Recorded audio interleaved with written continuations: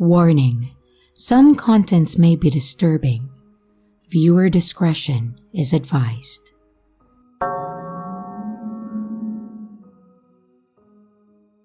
So, this didn't happen to me but a friend of a friend.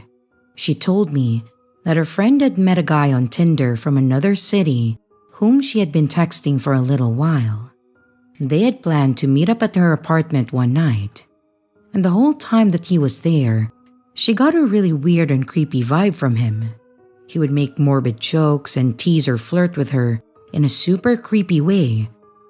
For example, telling her that he loved her tits, but that they would be much bigger and therefore hotter if she was 200 pounds heavier. When it was time to go, he seemed reluctant to leave and asked if he could stay, but she refused, and then he finally left. Half an hour later, however, he was back at her front door asking if he could spend the night at her place because he had missed his train. She reluctantly agreed to let him sleep on the couch for the night, but when she went to bed, she made sure to lock her bedroom door. At some point in the night, she heard strange sounds and him creeping through her apartment. A few moments later, he was knocking on her door, saying that he needed help with something.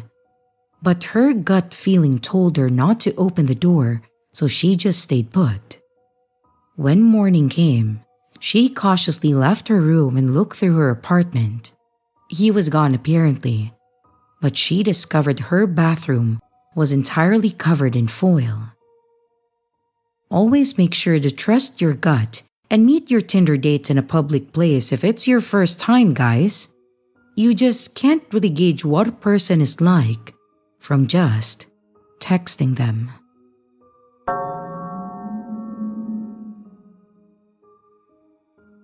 A year ago, I was at a band competition and it was very cool.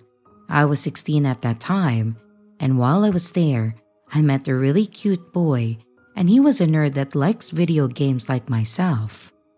He looked like a completely normal dude, and I was somehow brave enough and asked for his number, even though I'm really shy usually.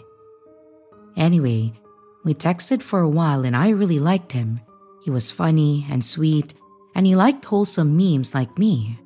So, we planned a date and we went to the movies together. I had a really nice time. Now comes the weird part. We were texting for a bit and we both asked each other random questions. Just to get to know each other. It was normal and all until he asked me, "What would you do in a zombie apocalypse?" I answered that I would probably be the first to die, which is true then. I asked him back the same question, and he said the following. I think I would be okay, because I've always fantasized about killing people." And then, for like 10 minutes, he told me in great detail some deeply disturbing stuff about how exactly he wanted to do it, what he would use, and how it would look and feel like. I was horrified. I didn't know what to say, so I just moved on and asked what his favorite Pokemon was. Yeah, I know, but I didn't know what to say. Then I ended the conversation that night. I tried to act like everything's normal, but I knew that it was messed up and I was actually really scared of him. So I sent him a text that I don't want to date him because I have to study for the finals and I really have to focus. He was upset and constantly asked to meet me, so I'll explain why. Everyone always tells me that I'm too nice sometimes, and I've got some problems with saying no, so I said yes to him. I'm stupid and I'm well aware, but I just felt so bad. What if he was just joking and I misunderstood it? My parents only agreed that I meet him at the house so they know that I'm safe. So yeah, he came over, and my entire family was home watching TV that day. There were my aunts, cousins, and my grandpa, and they all got weird like, "Oh, who's the boy?" It was so bad. So he then comes into my room, sits on my bed, and I eventually tell him that he kind of freaked me out that day. He then says, I knew it had something to do with that. And he then started telling me even more things, like how his school told him at some point last year that he can't come to school because he, and I quote, is a danger to himself and others at school, and that they can't have him there until he goes to a psychiatrist that will make sure that he is stable. And then he said that he went to the meeting and faked being okay, which is the biggest red flag. I mean, how good of a liar is he? I know from other side of school a little bit about what happened that led to this, but I will not share it as it is triggering and also very private to him. He also said that at night, he mostly doesn't sleep because he has hallucinations. I was freaked out. I kept saying that it's okay and not messed up at all. I tried to understand, and I think that I did. He has some problems, and it's not my place to solve him. But he is a dangerous person to me, and I should keep my distance. He isn't a bad person. He just needs to solve some things within himself. So, I tried to cut things off. But he kept texting me every day around the same time, asking to chat, asking to meet, and every time I said that I couldn't. This went on for about 2 weeks, and at one point I said that I can't chat because I was going to do a show at a teens club, where I met him in the first place. And he just showed up there. He came up to me, grabbed my hand and said, "July, I would do anything to be here with you tonight." And then he started telling me how he can't enjoy the things he loves anymore because we're not together, and how he would love to get one more chance because he felt like we had great chemistry. And I still said no, even though it was really hard, because again, I'm very bad at saying no. After a while of this, I finally texted him that I wished to not speak anymore because I felt like I was leading him on and all of that. He was very upset and tried to convince me not to. But eventually he agreed and we stopped talking. And that was it. I'm still kind of nervous because we live in the same rather small town and he knows where I live. In addition, people who know him told me that after everything went down, he was heartbroken. I mean, we went on one date and he told everyone that I was mean and fat, which I find quite funny, honestly. So yeah, that's my weird story, and I feel like some more dumb drama will come, and if it does, I promise to update you.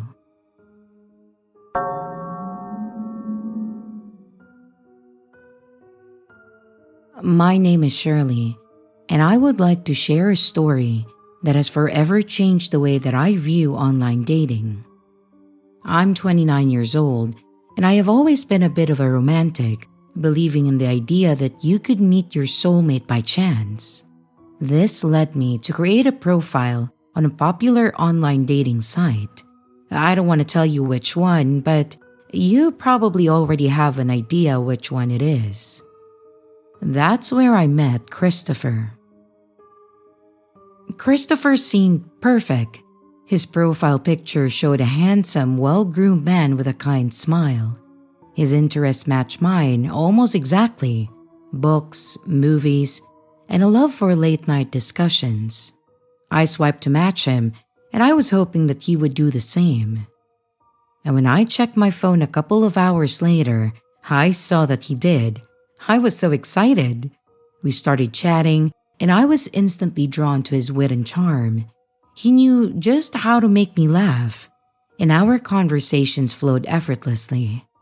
It felt like we had known each other for years. After a few weeks of chatting online, I was comfortable enough since I didn't notice any red flags about him, so we decided to meet in person. We arranged to meet at a small cafe downtown. I was nervous, but I was also excited. And when I arrived, Christopher was already there, waiting with a warm, welcoming smile. He looked just like his pictures, and our chemistry was even better in person. We spent hours talking, and before I knew it, the cafe was closing. Over the next few weeks, we went on more dates. We visited museums, we went for walks in the park, and we had a dinner at cozy little restaurants. Everything just seemed perfect. Christopher was so attentive. He was always making sure that I was comfortable and happy. He was such a gentleman, and I found it easy to trust him. I felt like I had found someone truly special for me. So, we finally made things official. However, as time went on, I started noticing small things that didn't quite add up. Christopher would occasionally make comments that seemed off or inconsistent with what he had told me before. For example, he mentioned having a sister who lived out of state, but later, he then spoke about her as if she was just living nearby. I brushed it off, thinking I must have just misunderstood.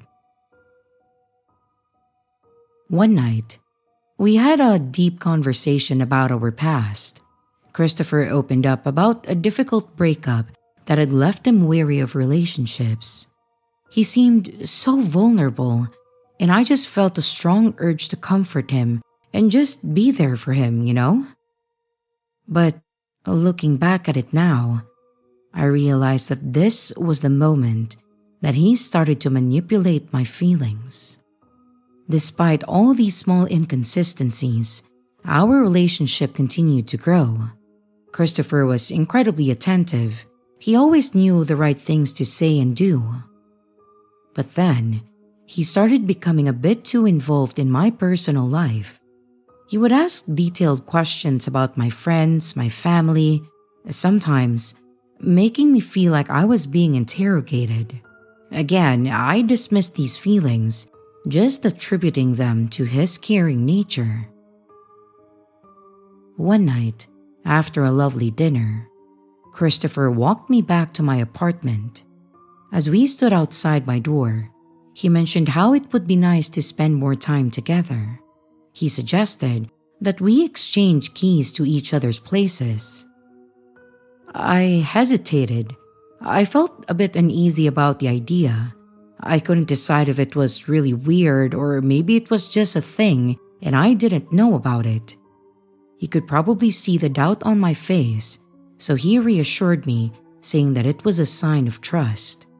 And against my better judgment, I agreed and I gave him a spare key. Shortly after this, I started noticing strange things happening around my apartment. Small items would be moved, and sometimes I felt like someone had been there while I was at work. If I asked Christopher if he has been to my apartment, he would deny and say that of course he would never do that unless he told me in advance. I told myself that I was just being paranoid and that there had to be a logical explanation for this. But the feeling of unease was in the back of my mind. One evening, as I was getting ready for bed, I received a text message from Christopher. He was unusually cold and distant, saying that he needed to talk to me about something important. My heart sank, wondering if he was about to break up with me. I couldn't think of any reason that he would break up with me though. So, we just arranged to meet the next day at a local park. The next day, I went to the park feeling anxious and worried. When I arrived, Christopher was already there and he was pacing back and forth. Without any preamble, he started accusing me of being unfaithful, saying that he had proof that I was seeing someone else.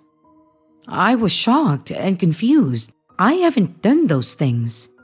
He showed me screenshots of messages that were supposedly from my phone, but I have never seen them before.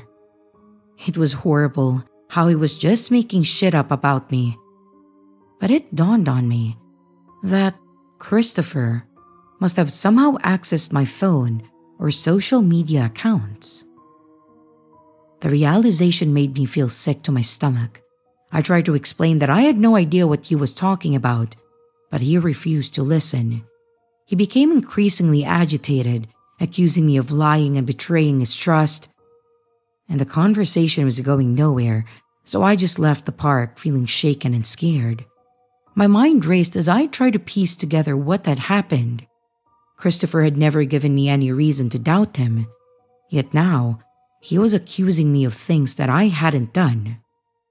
When I got home, I decided to check my phone and my computer for any signs of tampering. And to my horror, I found several unauthorized login attempts on my account. I was desperate for answers. I didn't understand what was going on. Was he accessing my accounts? And even if he did, I didn't cheat on him. Where did he get those messages? I didn't know what to think, so I just reached out to a friend of mine who worked in IT. She agreed to help me figure out what was going on. After some digging, she discovered that someone had indeed been accessing my accounts remotely. It was clear that Christopher had somehow hacked into my personal information, or maybe he accessed it when he entered my house without letting me know, because my socials are still logged in my computer. It was so weird how my boyfriend was accessing my socials and my devices and then making up lies about me cheating. Isn't that just messed up? Knowing all of this, I confronted Christopher. I told him that I knew what he had done and I demanded an explanation. Well, he didn't deny it at all. Instead, he tried to turn the situation around, claiming that he had only done it because he loved me so much and he wanted to protect our relationship. He had to make sure that no one was trying to take me away from him and that I wouldn't leave him. Well, his manipulation was clear now, and I felt a surge of anger and betrayal. How dare he gaslight me? I ended things with Christopher right then and there. The breakup wasn't messy though, but it was emotionally draining. He protested, saying that he only wanted to make sure that I was loyal, but I couldn't trust him anymore. The realization that the person that I trusted had been spying on me was creepy and just messed up. After the breakup, I changed all of my passwords and I took extra steps to secure my online accounts. I also decided to move to a new apartment. I felt unsafe in the place Christopher had access to. Some might ask, why didn't you just get the key back or change your locks or something? Well, if I get the key back, I don't know if he made any copies of it. And if I change the locks, he still knows where I lived, and I'm not comfortable with that. So, moving was definitely the best option for me, despite the fact that it is extremely exhausting. I haven't heard from my ex for a while, and I do hope that it stays that way. So, creepy obsessed Christopher, stay the hell away from me.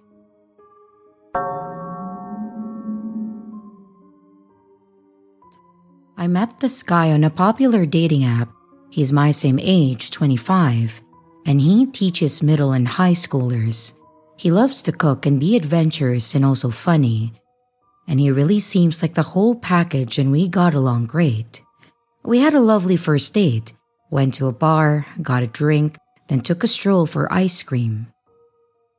We parted ways after this, and he asked to see me again, but didn't even try to kiss me. Honestly, it was refreshing. I feel like people so often rush intimacy, so I appreciated the slow pace. We went on several more great dates over the next few weeks. My favorite one was going roller skating followed by an arcade. And then, we nightcapped for a beer and some pool. At this point, we're getting pretty comfortable with each other, getting a little handsy, making out a bunch, but mostly filling out days with fun activities. We got really into playing pool with each other and would end most of our dates this way. We were a little tipsy and curled up in a corner of my favorite bar when he asked me, If you could go back and change anything about your life, what would it be? I don't know why I picked this event out of everything, but I picked this one encounter that I had as a child. I was a ballet dancer, and this much older man was externally inappropriate with us younger dancers. I briefly told him the story, said I wished that it never happened, or at the very least, that creep would have gotten kicked out. He was sympathetic and caring, and I asked him the same question he asked me. If you could go back and change anything about your life, what would it be?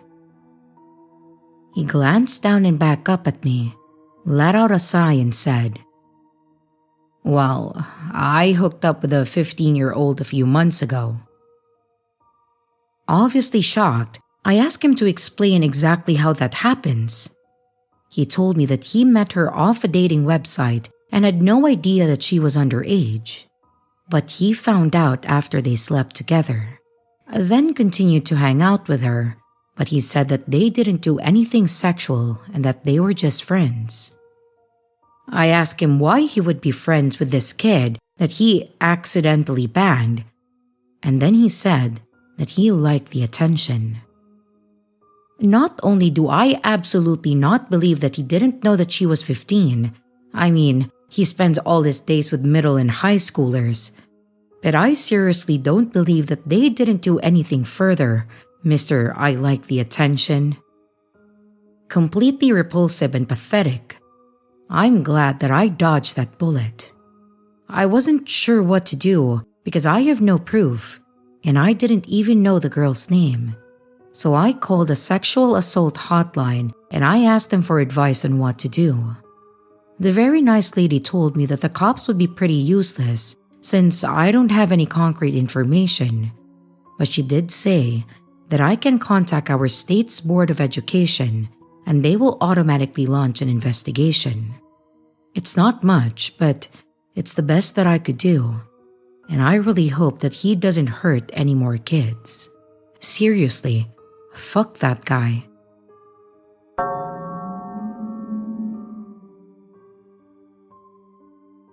So it's 2011, and I am newly divorced. I am in my mid-20s and a single mother. So, I decide to try out some dating sites. I start talking with this guy on one of the dating sites, and it seems that we have a lot in common. He also seems pretty normal. So I decided to give him my phone number, and we continue chatting via text and phone calls.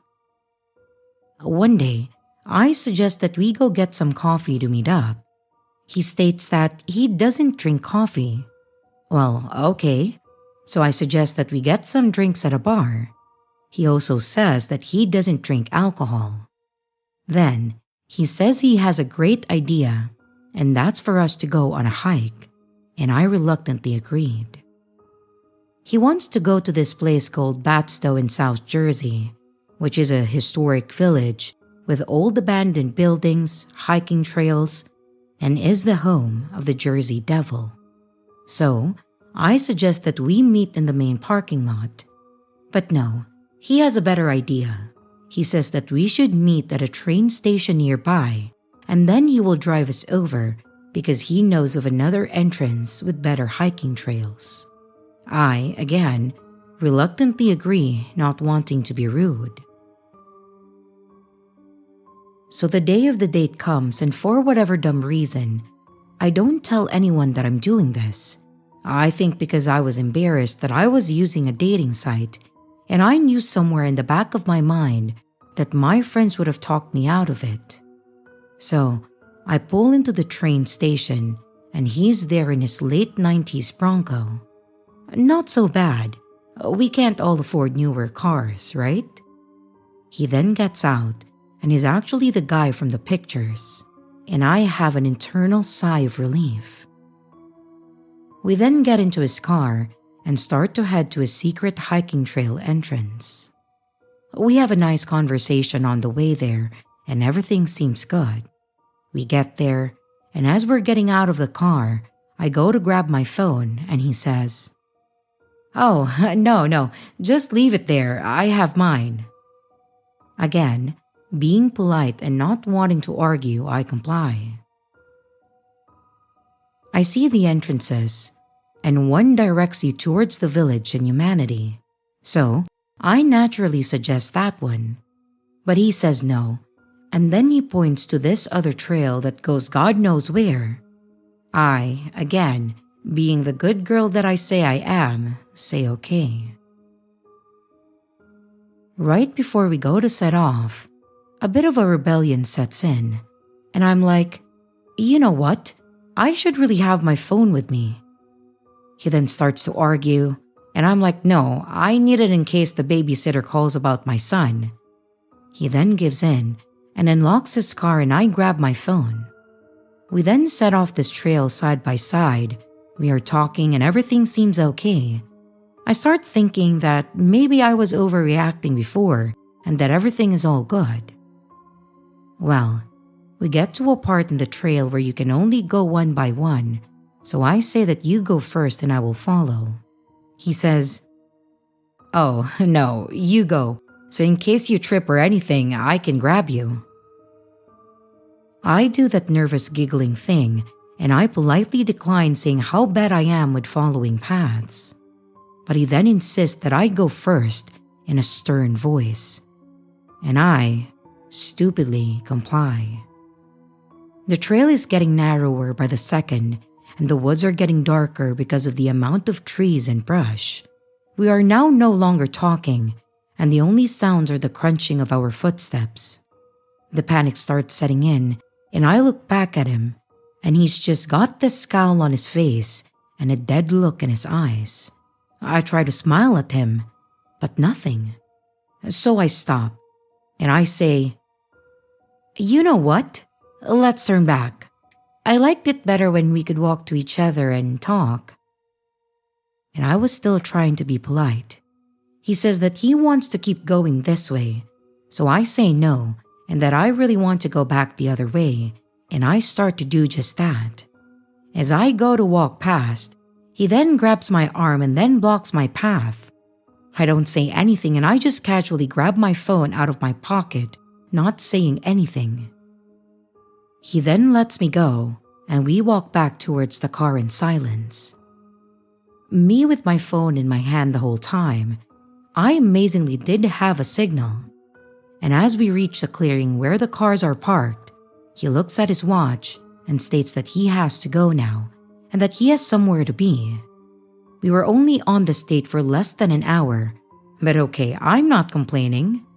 For whatever dumb reason, I get back in his car and we drive in almost near silence the entire way back to my car. Me with a death grip on my phone and him looking miserable. He then drops me off and then speeds away. I never hear from him again. I want to believe that there was no chemistry between us, but let's be honest, when I decided to fuck politeness and grab my phone that day, I spoiled his dastardly plans.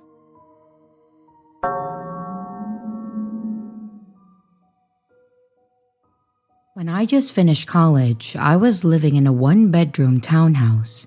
I met a guy on Plenty of Fish, and at that time, I wasn't exactly smart about my online digital footprint. Not like I've really changed, but at least now, I'm not as ridiculous. Anyways, he seemed like a decent guy. He was really good looking. Said that he had a good job. He had nice teeth. Don't judge me for that.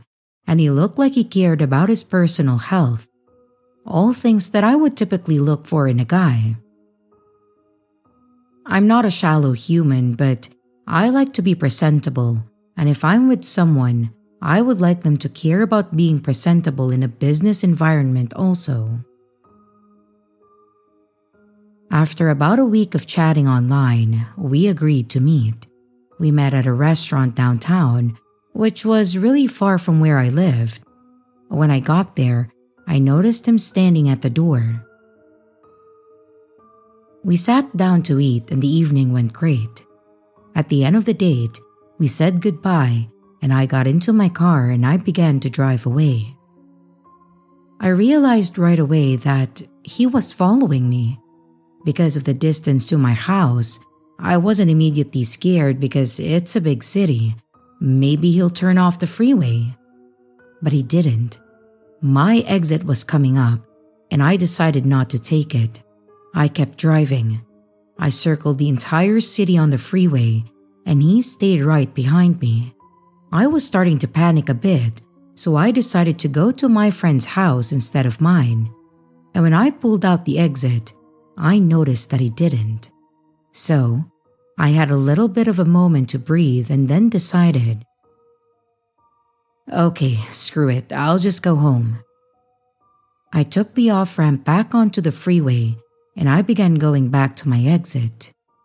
I got home and showered and I was getting ready for bed when I started feeling dumb because was that really him or am I just overreacting? Do I ask him if he was following me? Just a number of things were racing through my overactive imagination, or so I thought, and I decided that I was going to message him and just say, I had a good time, good night. And when I started typing, all of a sudden, a message came through to my phone of a picture of my car outside my house. I nearly died. My heart jumped out of my chest and I started shaking and I didn't know what to say. And then he texts me and says, I didn't know you lived across the street from me. I've met my neighbors and not once have I ever met him. There's a huge apartment complex kitty corner to my townhouse, so maybe that's where he lived and I don't know. I popped up and went to look outside, and there he was, just standing there outside like he was waiting for me. I opened the door and he asked if he could come in and if I still wanted to hang out. I told him that I was exhausted and I'd rather just crash out as it had been a long day. The next morning, I woke up to go to work and my windshield had been smashed, my car was keyed, and my back 2 tires were slashed. And as I was noticing the damage to my vehicle, the guy comes out of his car with 2 coffees and is like, oh, I thought that I would surprise you with morning coffee. So again, I'm freaked out. I called the cops and I reported the damage to my vehicle. The guy offered to drive me and something in my gut was like, no, don't get in that car. So I called my boss and told him the situation and I explained that I wasn't going to be there until after the police came. This guy just hung out the whole time, by the way. When the police finally got there, this guy was acting really suspicious. He walked away and he was hiding on the other side of his car. I filed a report and the police basically said, well, I hope you have insurance. And then they were on their way to leave. They pulled around the corner and then all I heard was the siren on the cop's light turn on and the cops scream, freeze! Put your hands in the air and get down on your knees. I look and the cop's got his gun drawn at this guy and this dude's on the ground getting arrested. I spoke with a cop after he got into the back and then he explained that this guy was wanted for stalking, breach of probation, assault with a deadly weapon, fraud, and aggravated sexual assault. I was shook. It took me a couple of days to get over the hypothetical situations that could have happened. About a week later, I was on my way out the door to work, and guess who was sitting in my driveway? We live in Canada, so essentially, you're released on conditions until you go to jail. I told him that I was late for work, but that I would call him when I was done with work. I never went to work that day. I went and I found a new apartment on another area of the city. I also changed my phone number and I hired my friend's husband and his friends to go pack my apartment up and then move it to their place for a month and then move it to my new place because I was so scared that this dude would follow them while moving. So yeah, that's my horror story, the first time that I used plenty of fish.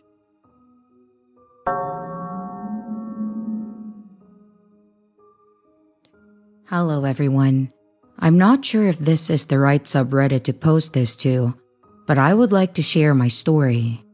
My name is Sarah, and this is the story of a first date that went terribly wrong. I'm 28 years old, and like many people these days, I decided to try my luck with online dating. That's how I met Jake. His profile was interesting. He seemed adventurous, liked exploring new places, and he had a quirky sense of humor that matched mine. We chatted, we exchanged stories and jokes, and eventually, we decided to meet up. Jake suggested something different for our first date. He was into urban exploring, so he said that he wanted to visit an old abandoned factory on the outskirts of town. He claimed it was a fascinating place with a lot of history and that it would be fun to explore together. I was a bit hesitant at first, but his enthusiasm was infectious, so I agreed to go. We met at a nearby cafe before heading to the factory. Jake was just as charming in person. He had an easy smile and a confident demeanor. We chatted over coffee, and I felt my initial apprehension just start to melt away. After finishing our drinks, we drove separately to the factory, following a winding road that led us further and further away from the city. When we got there, I saw it. The factory was massive. It was a crumbling structure surrounded by overgrown weeds and broken down fences. It looked like something out of a horror movie. But Jake assured me that it was perfectly safe. He seemed to know a lot about the place, pointing out various features and sharing bits of its history as we walked around the perimeter. We eventually found a way inside through a broken window. The interior was just as eerie as the outside. It was dusty, dark, and filled with the remnants of old machinery. Sunlight filtered through shattered windows, casting strange shadows on the walls. But despite the unsettling atmosphere, I felt a sense of excitement. It felt like we were on an adventure. Jake led the way, navigating through the maze of hallways and rooms with surprising familiarity. I was confused, but he then mentioned that he had explored the place before and knew some interesting spots. We climbed rickety staircases, peeked into empty offices, and we wandered through the vast echoing chambers. I took some photos with my phone because I was fascinated with the decaying beauty of this place. I know, you may think that may sound weird. It's just that I know that it was all broken and dirty and old, but there was something so beautiful about it, I just can't explain it. At one point, we reached a large room filled with rusting equipment. Jake suggested that we take a break and sit down for a bit. We found a couple of old crates to sit on, and he pulled out a water bottle, offering me a drink. As we chatted, I started feeling a bit uneasy, like there was something about the situation that didn't sit right with me, but I couldn't quite put my finger on it. I brushed off my discomfort, just blaming it on the creepy surroundings. But as we continued our exploration, Jake's behavior started to change. He became more possessive. I'm not sure if that's the right word to say, but he was insisting that I stay close to him and to not wander off. He also started asking personal questions that made me really uncomfortable. He was digging into details about my family, my friends, and my daily routines. But I tried to keep the conversation light and casual. When I suggested that we head back, Jake brushed it off, saying that there was one more spot that he wanted to show me. He then led me down a narrow hallway that ended in a heavy metal door. With some effort, He pushed it open, revealing a small room with a single boarded up window. And as soon as we stepped inside, the door slammed shut behind us. My heart raced as I turned to see Jake standing between me and the door, and there was this strange look in his eyes. He started talking about how people never appreciated his adventurous spirit and how he needed someone who truly understood him. His tone was intense, almost desperate. I couldn't understand what he was trying to say to me, but there was one thing that I definitely understood: that I was in a potentially dangerous situation. The isolated location, Jake's sudden shift in behavior, and the fact that he had led me to this secluded room all pointed to one thing: I needed to get out of there, and fast. I tried to stay calm, making up an excuse about needing to leave soon because I had plans later. Jake's expression hardened, and he stepped closer, blocking my path to the door. Panic set in, but I forced myself to stay composed. I needed to find a way out without provoking him further. And just then, I heard a faint noise coming from the hallway outside. It was the sound of footsteps, and they were getting closer. Jake's attention shifted for a moment, giving me the opportunity that I needed. I darted past him, grabbing the door handle and yanking it open. I then ran down the hallway with my heart pounding in my chest. As I reached the main area of the factory, I saw a group of teenagers, likely here to explore the place like we had. There was a couple of them, 4 or 5 maybe, I don't quite remember, and they looked surprised to see me running towards them. I quickly explained that I needed help and that someone in the building was making me uncomfortable, and they didn't hesitate to come to my aid. With the teenagers in tow, I made my way out of the factory and back to my car. Jake didn't follow me.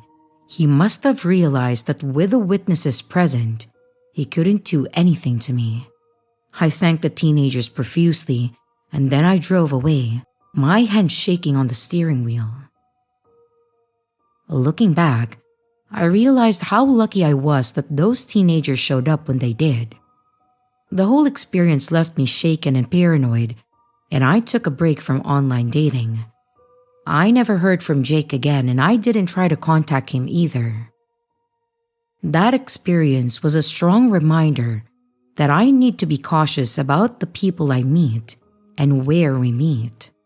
Some adventures are just not worth the risk. So to Jake, wherever you are, let's never meet again.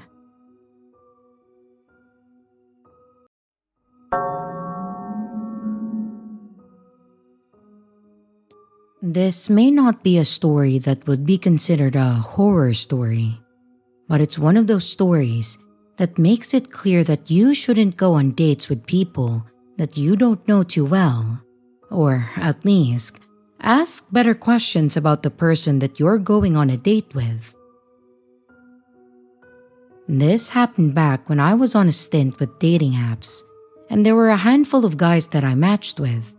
But I was also a bit picky who I selected. There was one guy, we'll call him Chris, that I saw in the app. I thought that he would be a really good candidate. He was fairly attractive, was around my age, and his bio talked about how he was an entrepreneur and that he was always working on his next business venture. Maybe I had a thing for the business type, I don't know, but I matched him and he matched with me, and we were good to go from there. We chatted for a while on the app, and I told him about who I was and what I did, about how I was attending night classes to become a nurse, and he told me about who he was. Well, sort of. I asked him about his business ventures, and he avoided the question entirely, which to me was a bit sketchy. But I also thought that maybe he wanted to make sure that I wasn't just trying to get with him for the money. I know, kinda stupid. It would have made more sense for me to think that he was into drugs or other shady activities. Anyways, We talked for a bit and then decided that we would get together at a steakhouse in town. It was actually his suggestion, and he was almost insistent that we go to a specific steakhouse because he said that he loved their prime rib there. This guy was talking to me about getting prime rib at a steakhouse for a first date, so yes, I was a bit excited about seeing this through. Since first impressions are everything, I dressed up a little nicer than normal. I spent a lot of time making myself look presentable, and I really gave it my all. Again, a steakhouse for a first date. I get there, and I am sitting in the lobby area waiting for him to arrive. And when he does not look at all like I had anticipated. He was clearly a few pounds heavier than his pictures. His hair was longer, his facial hair was unkempt, and he looked like he hadn't showered in a few days. On top of that, his clothes were fairly loose-fitting and stained. I was a fair bit taken aback by his appearance, but in the end, was still wanting to go forward with this date. Our conversations were decent, and appearance isn't everything, so maybe he just had a really stressful week.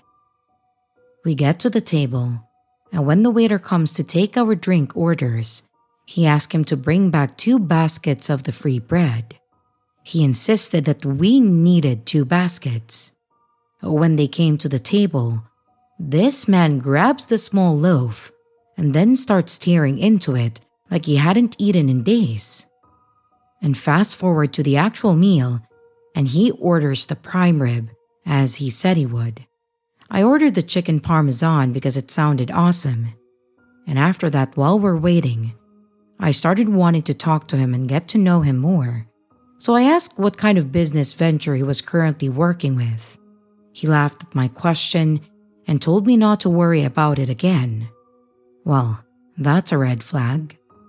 He then starts talking to me about nursing school and asking about how much it was costing me. This was a strange question, but I told him how much I was paying to get my license. He then proceeds to tell me that I needed to quit nursing school and take all the money that I was spending on it and then put it into Bitcoin. Now, I know that currently Bitcoin would be a good investment had I gotten in way back, but this was in December of 2017 when it peaked. This man was telling me to drop my career aspirations and invest all my money into it when it was like 15K. Had I done so, I would have lost everything when it tanked only a month later. He then continued to tell me that he put all of his life savings into it a week prior and that he was going to be a millionaire because of it. Suddenly, the night kind of made sense. He had pushed all the money he had into Bitcoin, and he meant all of his money. He was broke, and he was using the dating apps to find other targets to get them to invest and possibly get a free meal. This last part became apparent when he asked me if I would pay because he had forgotten his wallet.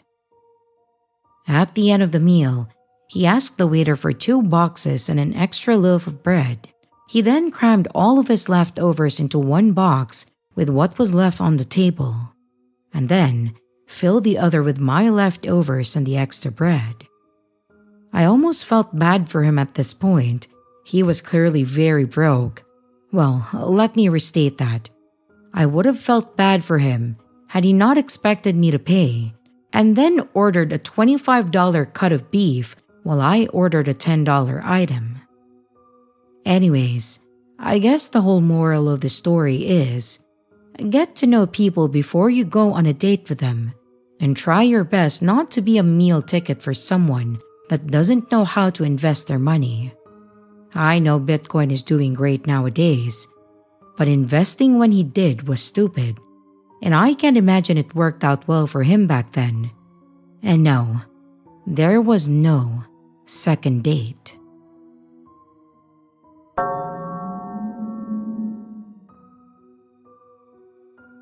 I got into online dating due to being introverted, I don't like going out to bars or other highly social places, and I prefer spending time with a few people only. So, I made a profile, uploaded some pictures, left some information about myself, and I started chatting to people. I wouldn't say that I found anyone that I clicked with. Some of them were okay. There were obvious scammer accounts where they would have models as their profile pictures. When Henry, not his real name, contacted me, his pictures were of a handsome man. But they weren't too handsome, if you get what I mean. They were still realistic and not too polished, so I didn't think that they were fake. We started chatting, and we had a lot of similar interest. In fact, I've never met anyone as into the things that I'm into. I didn't realize at that time that he was just mimicking me and wasn't actually interested in what I was talking about. The conversation got flirty, and I admit that I indulged in it. I started talking to him every day, and it was part of my routine. And to be honest, I really enjoyed it. We talked on the phone, and he sounded exactly what I imagined him to. We would go and talk for hours, and after another week, we decided to finally meet. He said that he hoped that I would like him in the flesh. I laughed, telling him how silly he was being and not to worry.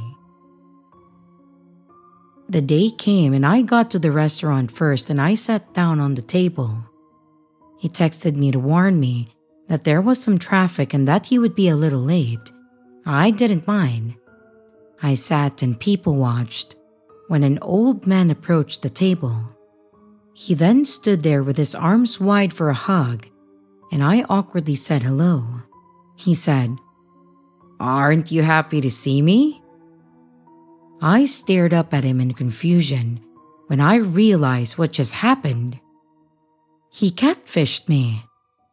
I sat there with my mouth open like a fish, trying desperately to come up with something to say, and I couldn't even hide the look on my face.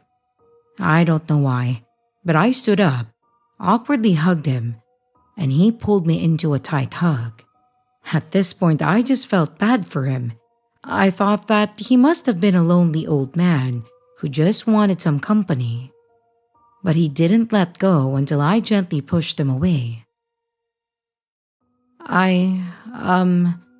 You don't quite look like your pictures," I said, after blubbering for a bit. "Oh, those are my grandson's pictures. He's good looking, isn't he?" He didn't seem fazed by this and then sat back down. I looked around and wanted someone to help me. Henry started talking about how happy he was that we got to finally meet, and it was oddly wholesome at first. Well, until he said how excited he was to be taking me back to his place to have sex with me. While he was looking over at the menu, he started talking about all the things that he wanted to do to me and that he was excited to have a mistress. So, that was also how I found out that he was still married as well. I didn't care about letting him down gently, and clearly, he wasn't just an innocent, lonely old man. I stood up, told him that I would never be interested in someone like him, and to never contact me again. I picked up my bag, I started walking away, and he then reached over and grabbed my arm really hard. It hurt, and I had dark bruises on my arm afterward.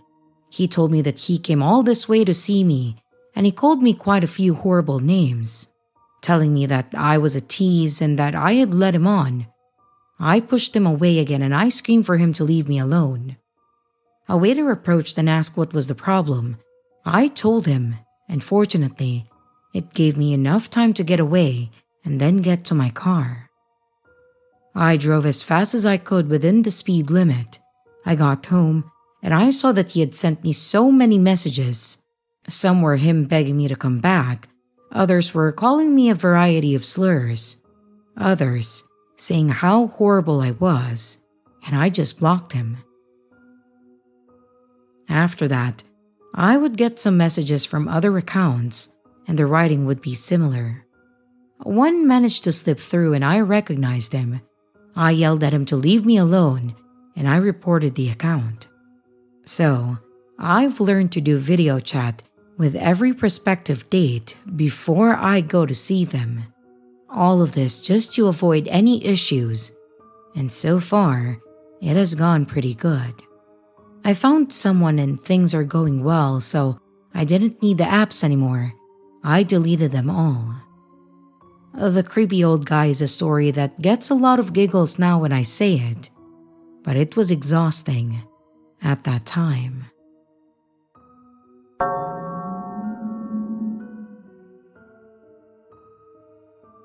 I went to one of these matchmaking parties a while back. I was tired of being alone, and I just really wanted to meet a nice guy. I'm a woman, by the way. And now, I realized that I was better off staying alone, and you'll soon find out why I feel that way. It went kind of well, and I actually ended up being asked out by someone. The guy wasn't exactly my type if I'm being honest. I mean, he was pretty good looking, but I think that he was a little immature for me. Also, he was younger too. I decided to give him a try because he asked me out for a drive, and I thought that that was a little more interesting than just sitting in a coffee house sharing awkward silences. He came to pick me up in the morning, and I got in his car and then we set off for our driving date. We planned on going to a little tourist location with some great views. We were going to have lunch, and then we would head home in the evening. It was a nice morning and afternoon. He convinced me that he wasn't as immature as I thought he was, and overall, it was a fun date. When it started to get dark out, we set about heading back to our hometown. It was when we were driving home that night that I noticed a change in his behavior. He was starting to act strange. The vibes he was putting out were very much, "I don't want you to go yet," and "please don't leave me" kind of vibe. I put up with his neediness, expecting him to change his attitude once he noticed that it was making me uncomfortable. But he didn't change. His neediness and bossiness were strong.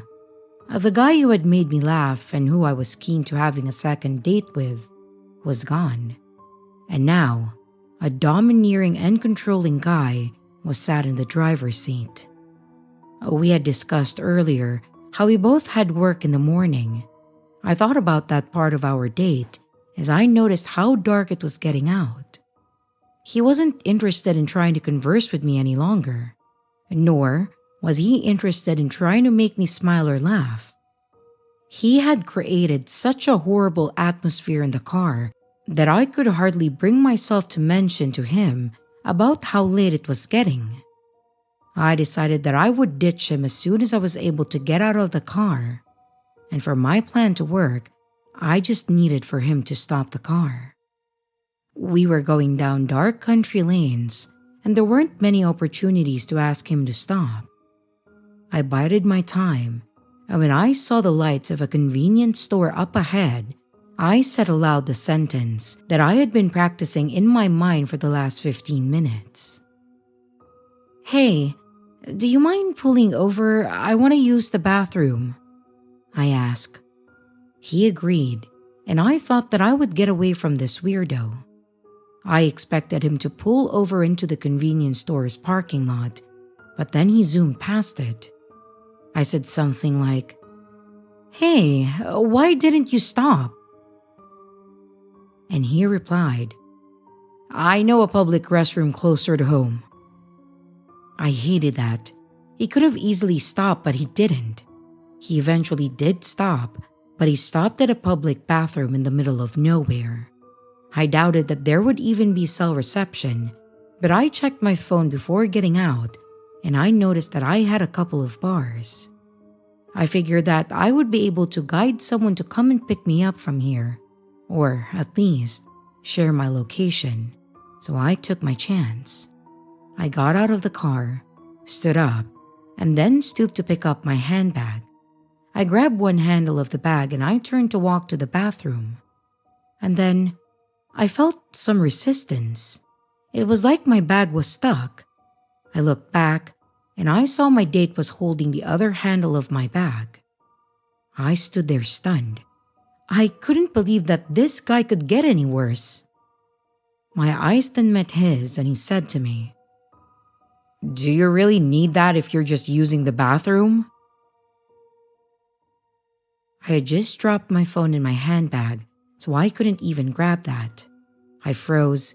I really didn't know what to do.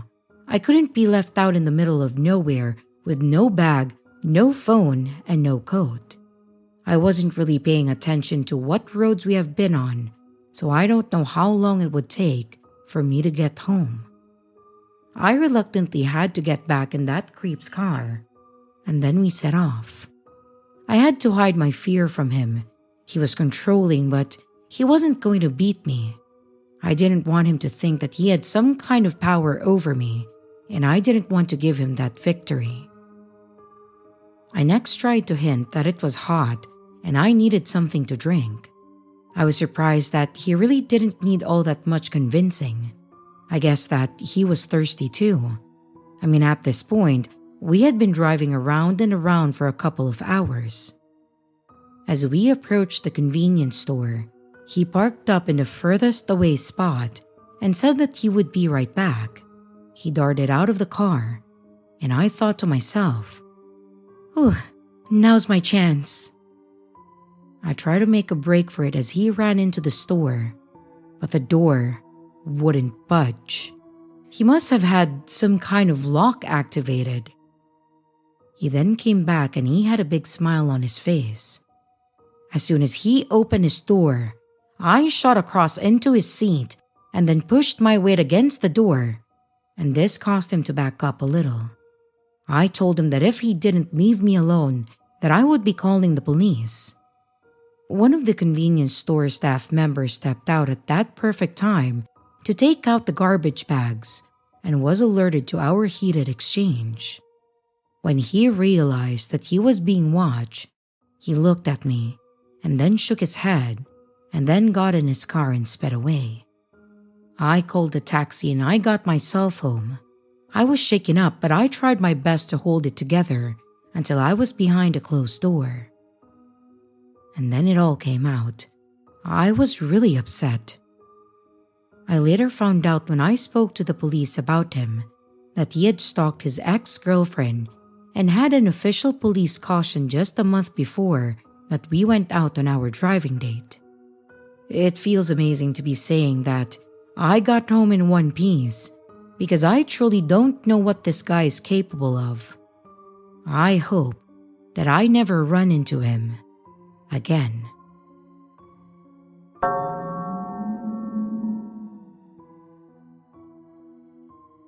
When I first met Alex, everything seemed perfect. We met at a local coffee shop, one of those cozy places with soft jazz playing in the background and a comforting aroma of freshly brewed coffee. He was sitting at a corner table, absorbed in a book, when I accidentally bumped into his chair. Apologies were exchanged, followed by small talk, and before I knew it, we were talking like old friends. There was an immediate spark between us. Alex was charming, with a warm smile and an easygoing manner. We started seeing each other regularly, and I was quickly drawn into his world. He seemed to have a fascination with art and literature, often surprising me with tickets to gallery openings or literary readings. I found his interest intriguing and refreshing. Usually my partners loved partying and drinking, but this was new to me, and to be honest, I liked it. I didn't even know that I had this side to me. As weeks turned into months, I fell for him deeply. He seemed to know me so well, always knowing the right things to say, and he was incredibly attentive. My friends noticed a change in me, and they were happy that I found someone who seemed so genuine and caring. Yet, There was always this small voice in my mind that wondered if everything was too good to be true. Despite the happiness, little things started to not add up. Once, I noticed that he was uneasy when I asked about his family. He changed the subject quickly, and I thought that he was just a private person or had a difficult past that he didn't want to discuss yet. But then, other inconsistencies started to pop up. His stories about work often changed, and there were times when I couldn't reach him for hours or even days. He never invited me to his place, and he often gave me vague excuses about renovations or how he was embarrassed about his messy home. Suspicion began to gnaw at me, so I decided to do a little investigating on my own. I started with the simplest step, Googling his name. And to my surprise, there was hardly any trace of Alex online. No social media presence, no mention of him in any articles or professional directories. It was as if he didn't exist prior to meeting me. But then again, there are people like that, those that keep to themselves and don't really put anything online. Feeling uneasy, I would gently probe him for more information, subtly asking questions about his life and his background, and he always had answers. But the more I talk, the more I realize how little I actually knew about him. One evening, I decided to follow him after our date. I know, it was wrong of me, and I'll allow you to scold me in the comments about it, but I just needed to know who Alex really was. I watched as he walked down the street, turning into an unfamiliar neighborhood. I followed at a distance, feeling a mix of anxiety and guilt. And he then entered a small apartment building, and I waited outside, unsure of my next move. And after a while, I saw something that I did not expect. I saw him through a window, but he was not alone. A woman and a child appeared, greeting him warmly. My heart sank. Is this his family? Is he living a double life? What a psycho! My confusion turned to anger and then to betrayal. I left. I needed time to process what I had seen, and over the next few days, I kept my distance, avoiding his calls and his texts. My mind was a whirlwind of thoughts and emotions. Who is this guy really? What was he hiding? I decided to confront him eventually, not with accusations, but I just wanted to seek the truth. When we met, he sensed that something was off. I chose my words carefully, expressing my concerns and what I had discovered. His reaction was unexpected, though. Instead of denying or becoming defensive, he seemed resigned, almost as if he had been expecting this moment. Alex confessed that he had been living under a false identity. He's using a fake name and background to escape a troubled past. The woman and child that I saw were his sister and niece, not a secret family, but he had hidden them because of the issues with a dangerous former acquaintance. He explained that his real name was Timothy and that he had been trying to start anew, free from his past. His confession left me with mixed feelings. Part of me understood his need to protect himself and also his family, but I also felt deceived and hurt.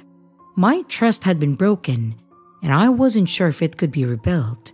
So I told him that I needed time to think, to decide if I could continue the relationship, knowing everything that he has hidden from me. In the days that followed, I reflected on everything. I realized that while the truth was unsettling, Timothy was still the person that I had grown to care for. Yet I couldn't ignore the weight of his deception, and also the possibility of being in danger.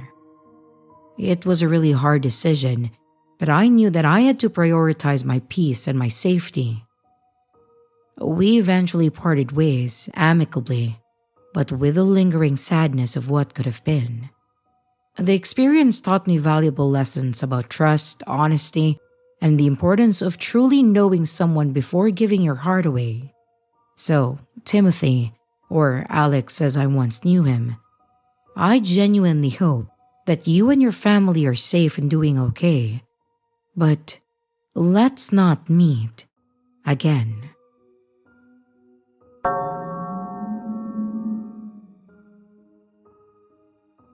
This happened about 5 years ago. I randomly just felt like I wanted to share this with someone, and I also hope that this can help other people in a similar situation. I had just gotten out of a 2-year-long relationship, living in the city I moved to my then boyfriend for. And after he left, I felt lonely and heartbroken. I was stuck in the apartment that we had shared, so I downloaded Tinder to chat to guys as a way of coping with a breakup.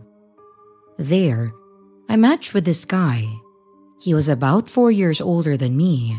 He was extremely handsome and charming, and he was very much into fitness and had an amazing body. After talking for a few days, he asked me to meet, so we did. He came over to my house, and I was immediately attracted to him. He was a bad boy, the kind that I usually fall for. But he was also very sweet in the way that he talked to me. He kept complimenting me and doing sweet stuff for me. And after a few days of meeting, we ended up having sex, and it was honestly the best sex that I have ever had. I felt this intense chemistry between us. We started hanging out and having sex a lot. At that time, I did smoke weed a lot, and I know he smoked too and did some other drugs. I didn't really care much at that time. Eventually, he would keep asking me to hang out pretty much every day, begging me to come over because he missed me.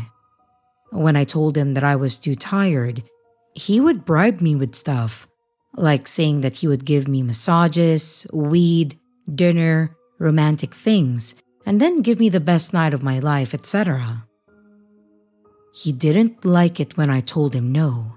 He would sometimes get angry, send me a bunch of messages just pleading for me to come over. He would often shower me with compliments, but then get angry when I said that I didn't have time to hang out with him.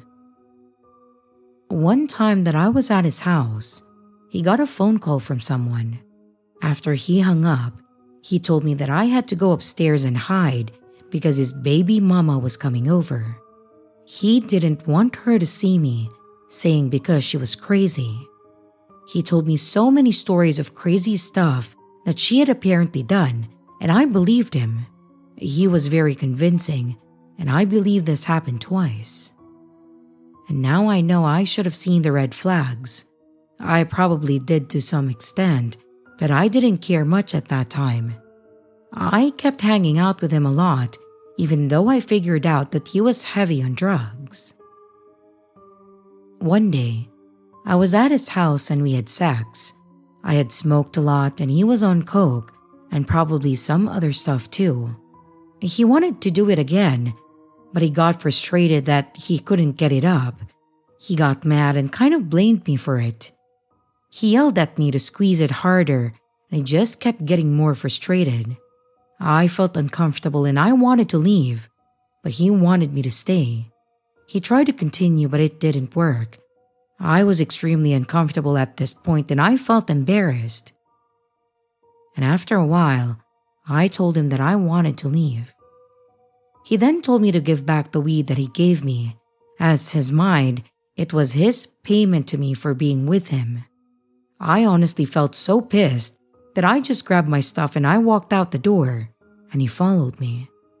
At first, he walked calmly about 30 meters behind me, begging me to stay with him, asking where I was going, and I just kept walking and saying no. But he then ran towards me. I picked up my phone to call a friend of mine because I could tell that he was getting aggressive. I turned around and I saw him literally tear his shirt open and stomping towards me. He grabbed my phone out of my hands and then kicked me in my stomach so hard that I fell into a ditch. He then smashed my phone to the ground and told me, "Ha! You're done." And I thought that he was going to beat me up, but then it looked like he was actually trying to contain himself for a second, and he just turned around and left. I was mortified by what he had done. I ran away shaking, and I can't even remember how I got home, but somehow I did. I was able to borrow a phone from someone and called my friend. He then came over, and I had bruises on my stomach and legs and had no phone. I also called the police using a friend's phone, and I told them that I wanted to press charges. A few days later, he then messaged me saying that I tried to steal from him, that I took advantage of him just to get some weed. And a few hours later, he then texted me saying sorry. And then a few more hours later, he texted asking what had happened to me yesterday. And then, a week later, he found out that I had reported him to the police. He was mad. He said he couldn't believe that I reported him. And then, he told me that he would give me 2 new phones, or whatever I wanted, if I withdrew the report. That he wouldn't contact me anymore if I just did it. He just didn't want any trouble and didn't want to lose his daughter. I didn't answer. And then, he sent another message, fabricating the whole story of what happened that night. He kept harassing me for weeks with messages. Some days he would be begging for us to get back together or be friends. He would be bribing me. And other days, he was accusing me of random stuff and calling me names and saying that he would get a great lawyer and that he would report me to the police for stuff that I had never actually done. He kept acting like a smart ass, saying that he would beat me in court, and it all just became a big chaos. After a few months, there was a trial. I couldn't attend physically, so I testified via a phone call. I was questioned about our relationship and the incident that night. He lied and made up stories about me, but no one believed him. And as the trial was done, I received all the papers in the mail.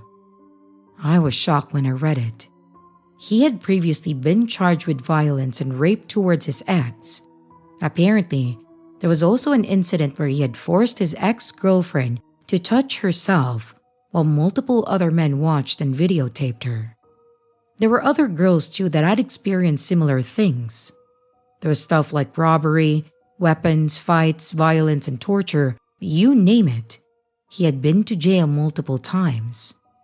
I had no idea that I had been dealing with such a dangerous man. I'm pretty sure he's a psychopath. He has no understanding of what he has done.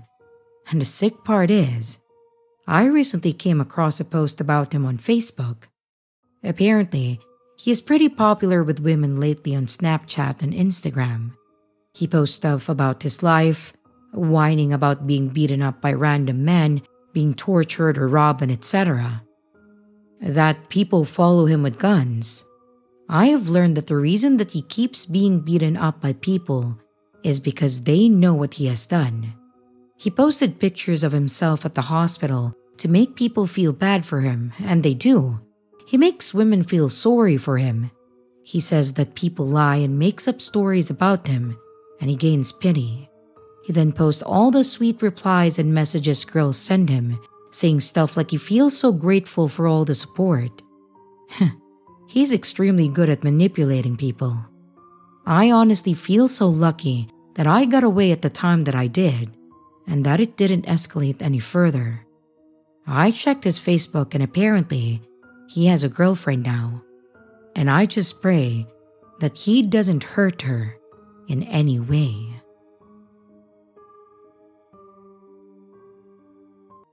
Hello everyone, it's your creepy sister here. Thank you so much for watching the video. I really appreciate it. I would also like to give some extra love to my Patreon members, my channel members, and also my tippers. Thank you so much. If you would like to extend a little bit more support for the channel, don't forget to leave a like and a comment down below. If you would like to become a Patreon member, a channel member, a tipper, or even to buy merch, check out the links in the description below. Again, thank you. And I hope you stay scared because your fear feeds me.